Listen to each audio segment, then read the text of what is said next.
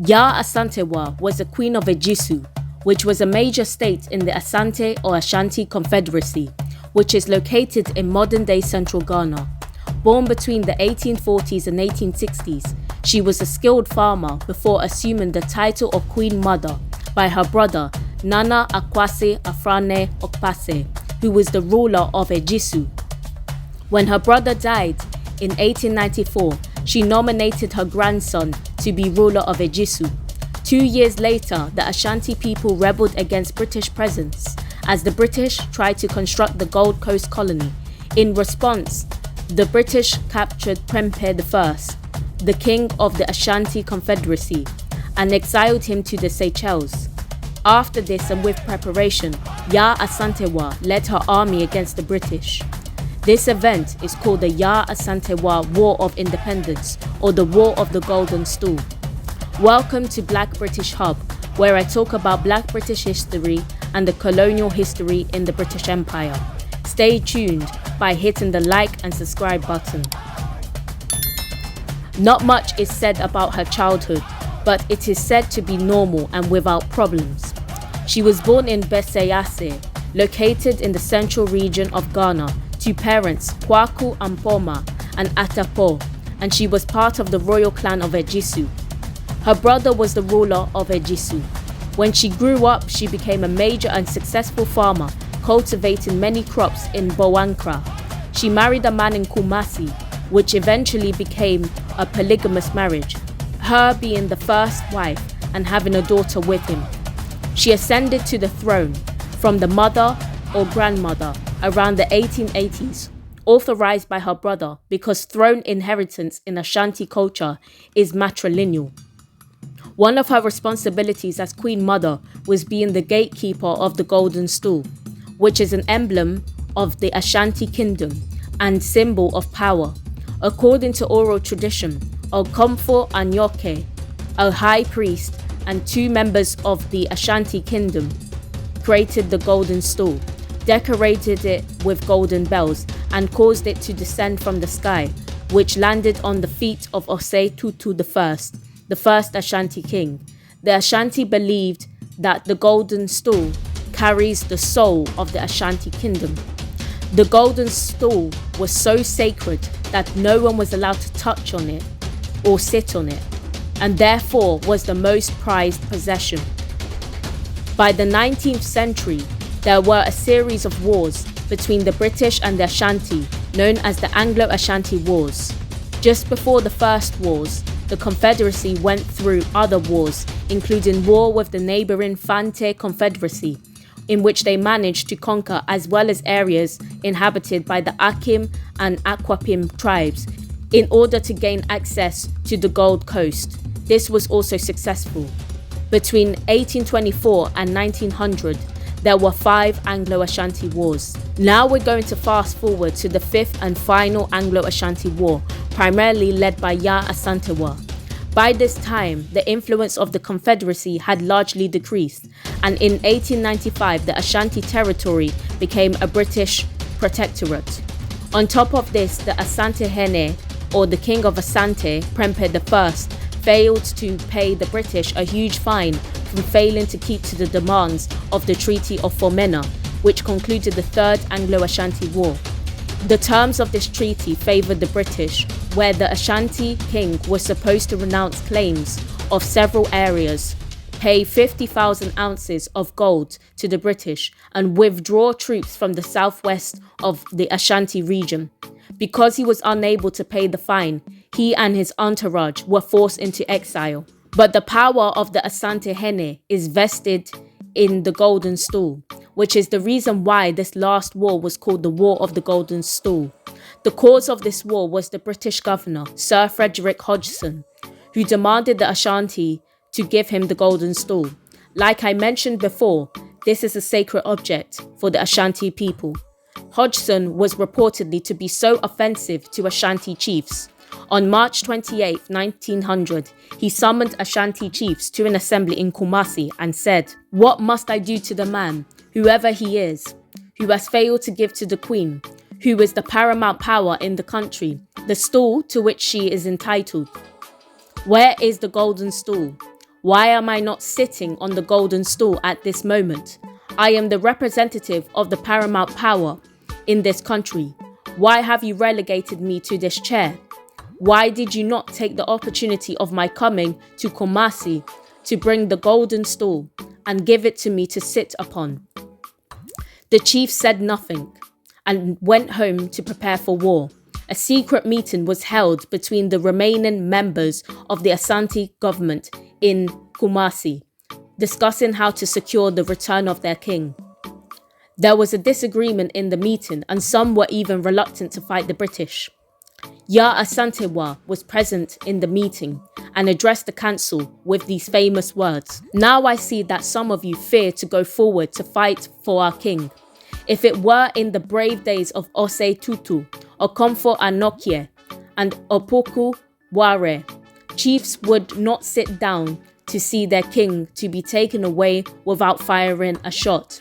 No European could have dared speak to chiefs of Asante in the way the governor spoke to you this morning. Is it true that the bravery of Asante is no more? I cannot believe it. It cannot be. I must say this. If you, the men of Asante, will not go forward, then we will. We, the women, will.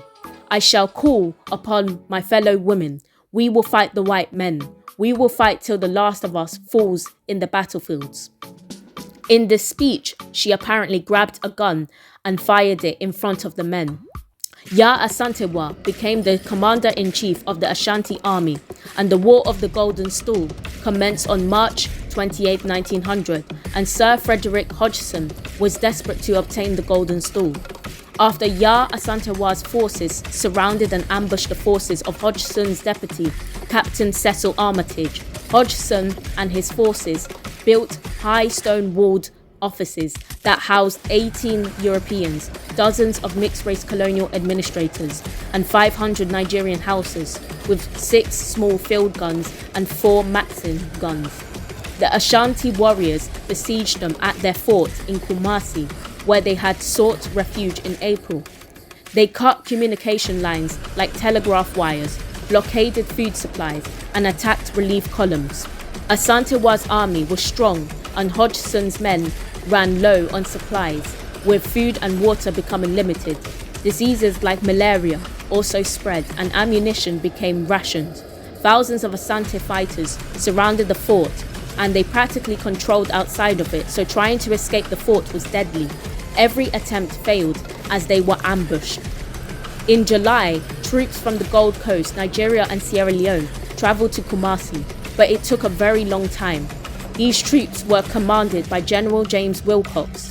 When the Asante fighters saw these troops, they surrendered to avoid annihilation, and the British captured Kumasi. Ashanti was effectively annexed into the British Empire, but the Ashanti was successful in protecting the Golden Stool. In 1901, the British authorities arrested multiple chiefs, including Yaa Asantewaa. They were all sentenced to exile in the Seychelles for 25 years. However, many of them died, including Asantewaa in 1921. Thousands of Asante fighters died, and over 1,000 British Empire soldiers died. Prime Minister David Lloyd George said in Parliament in 1901, the Colonial Office should have had some justification for the foolish policy of the British government in regard to the Golden Stool that had led to the hundreds and thousands of the corpses of savages festering round the fort of Kumasi. The British, however, continued to search for it, and in 1921 it was accidentally discovered by a team of labourers in the deep forests as it was placed there during the war. The labourers took the golden ornaments and left the rest made of wood. An Ashanti court sentenced the labourers to death, but the British intervened and arranged for their exile instead. The king of the Ashanti Confederacy, Prempeh I, who I mentioned earlier on, was allowed to return in 1924. On December 27, 1924, the Gold Coast Leader newspaper reported his return. Thousands of people, white and black, flocked down to the beach to welcome him. They were sorely disappointed when the news flashed through that Nana Prempeh was not to be seen by anyone, and that he was to land at 5:30 p.m. and proceed straight away to Kumasi by a special train. 20 minutes after the arrival of the train, a beautiful car brought Nana Prempeh into the midst of the assembly. It was difficult for us to realize, even yet, that he had arrived. A charming, aristocratic-looking person in a black long suit with a fashionable black hat held up his hand to the cheers of the crowd. That noble figure was Nana Prempeh. Yaa Asantewaa's legacy has been well preserved in Ashanti and Ghanaian history. In 2000, the 100th anniversary of the war, there was a festival celebrating her throughout Ghana. The Yaa Asantewaa Museum was also launched in Ejisu. In 2004, a fire broke out and damaged the museum, destroying most of the relics inside. As a result, the museum closed and tourism in the area decreased. 5 people were employed at the facility and it hosted 200 to 300 tourists every month. The museum's coordinator, Frank Badu Sempene, said, "It was a lively place, and when we started, we had people moving in and some few people also trying to put their containers to sell some items here. We had many people visiting here, especially foreigners. The number was going to move on and increase, and unfortunately the place got burnt and we had this U-turn. A lot of businesses had also sprung up, but since this had happened, they all ceased due to the low tourist numbers, and it meant that Ghana lost a lot of revenue in the Ashanti region." In 2009, local leaders expressed desire for a refurbishment. It was only in 2016 when UNICEF helped reconstruct the museum with $10 million, but the reconstruction was stalled. In March 2024, it was announced that the Asante Hene, the current ruler of the Ashanti, was going to lead the reconstruction the next month, and pictures were released on what the museum will look like. The museum has also been renamed to Yaa Asantewaa Memorial Heritage Museum. Unfortunately, there are not much details on its progress, but the chances are that it will be completed within this decade.